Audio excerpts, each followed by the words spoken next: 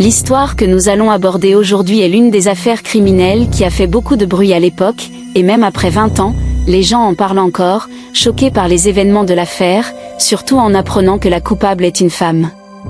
Aujourd'hui, nous allons découvrir l'histoire de la blonde maléfique Suzanne von Richthofen. Suzanne est née en novembre 1983 à São Paulo, au Brésil. Son père était un ingénieur allemand, et sa mère était une psychologue brésilienne d'origine libanaise. Suzanne avait aussi un frère, Andreas, qui était plus jeune qu'elle de 4 ans, né en 1987. La vie de la famille était excellente à tous égards, ses parents étaient relativement riches, avec une fortune estimée à 5,5 millions de dollars. Suzanne a étudié dans un lycée allemand avant d'entrer dans une université catholique au Brésil pour étudier le droit. Tout semblait aller pour le mieux dans leur vie. En 1999, Suzanne a commencé à apprendre un art martial brésilien appelé Jiu-Jitsu. C'est dans ce club qu'elle a rencontré un garçon nommé Daniel Cravino. Leur relation a commencé par une amitié avant de devenir romantique. Au début, ses parents étaient d'accord avec leur relation, mais ils ont vite changé d'avis en découvrant que Daniel ne travaillait pas, ne faisait pas d'études et avait des problèmes de drogue. Ils ont donc demandé à Suzanne de mettre fin à cette relation, mais elle a refusé, s'attachant encore plus à lui. Cette situation a perduré jusqu'en juillet 2002, lorsque les parents de Suzanne ont décidé de prendre des vacances. Pendant leur absence, Daniel est resté chez Suzanne pendant 1 mois. À leur retour, Suzanne a demandé à ses parents de lui acheter une maison pour qu'elle puisse vivre avec Daniel, mais son père a refusé, lui disant qu'elle devait travailler et économiser de l'argent pour cela. Ils ont continué à la presser de rompre avec Daniel, mais Suzanne s'est obstinée.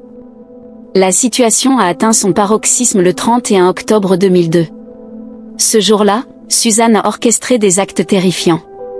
Pour rappel, elle n'avait pas encore 19 ans, et son frère, qui était plus jeune, avait 15 ans.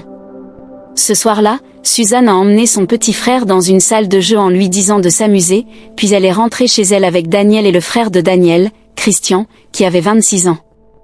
Avant leur arrivée, Suzanne a désactivé toutes les alarmes et caméras de sécurité de la maison. Une fois qu'elle a vérifié que ses parents dormaient, Daniel et Christian sont entrés. Ils se sont dirigés vers la chambre de ses parents armés d'une barre de fer. Ils les ont frappés à la tête, mais malgré les blessures, ils n'étaient pas morts. Daniel est alors allé chercher une serviette mouillée pour tenter de les étrangler, mais cela n'a pas fonctionné. Il est ensuite retourné à la cuisine pour prendre un récipient et les a noyés. Malheureusement, le père de Suzanne est mort de cette manière, tandis que sa mère a survécu aux attaques. Pour terminer le crime, ils ont utilisé un sac plastique pour couvrir la tête de la mère de Suzanne jusqu'à ce qu'elle meure. Une fois qu'ils ont confirmé que ses parents étaient morts, Suzanne est sortie pour s'assurer que tout s'était bien passé. Ils ont ensuite tenté de simuler un cambriolage pour brouiller les pistes, ils ont volé de l'argent et mis le désordre dans la maison. Cependant, ils ont oublié des objets essentiels comme leur téléphone et une arme à feu, ce qui a laissé des indices derrière eux. Pour renforcer leur mensonge, Daniel et Suzanne se sont rendus dans un hôtel, tandis que Christian est allé manger dans un restaurant. Quand il était environ 3 heures du matin, Suzanne est retournée chercher son frère et ils sont rentrés chez eux. Ils ont fait semblant de découvrir les corps de leurs parents et ont appelé la police pour signaler le drame. Heureusement, la police a été plus intelligente qu'eux. En arrivant sur les lieux, ils ont commencé à enquêter et ont rapidement soupçonné que l'assassin était quelqu'un de la maison, car les alarmes et les caméras ne pouvaient être désactivées que de l'intérieur. La scène du crime semblait trop bien ordonnée pour être le résultat d'un cambriolage. Plus tard, ils ont également commencé à suspecter Suzanne, car son attitude était trop froide et dénuée d'émotion face à la mort de ses parents. Pire encore, 3 jours après le meurtre, le 3 novembre, elle a célébré son anniversaire. Cela a renforcé les soupçons des enquêteurs. Ils ont également remarqué que Suzanne, Daniel et Christian avaient commencé à acheter des objets coûteux, payés en espèces, laissant supposer qu'ils avaient reçu une importante somme d'argent. Finalement, les 3 suspects ont été arrêtés pour enquête.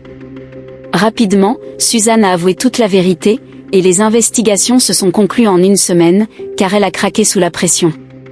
L'affaire a fait sensation à travers le Brésil, étant donné que personne ne s'attendait à une telle trahison de la part de Suzanne. qui n'avait jamais eu de problèmes familiaux et qui avait eu une vie privilégiée. Certains ont même commencé à sympathiser avec elle, disant qu'elle n'était qu'une jeune femme de 19 ans manipulée par son petit ami, qui aurait planifié le crime par cupidité ou comme un acte de revanche face à la pression familiale. En 2006, 4 ans après le meurtre, leur procès a eu lieu. Suzanne a soutenu que Daniel et son frère étaient les véritables coupables et que c'était leur plan. Daniel et Christian, quant à eux, ont déclaré que Suzanne avait été la chef d'orchestre de ce drame. Au final, Suzanne et Daniel ont été condamnés pour meurtre avec préméditation à 40 ans de prison, tandis que Christian a reçu une peine de 38 ans pour complicité. Après son incarcération, Suzanne a tenté à plusieurs reprises de contester sa condamnation, mais chaque demande a été rejetée.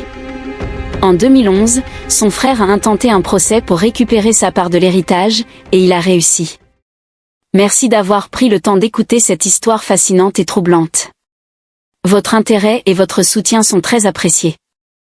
N'oubliez pas de mettre un « j'aime » et de vous abonner pour ne pas manquer nos prochaines histoires. À bientôt.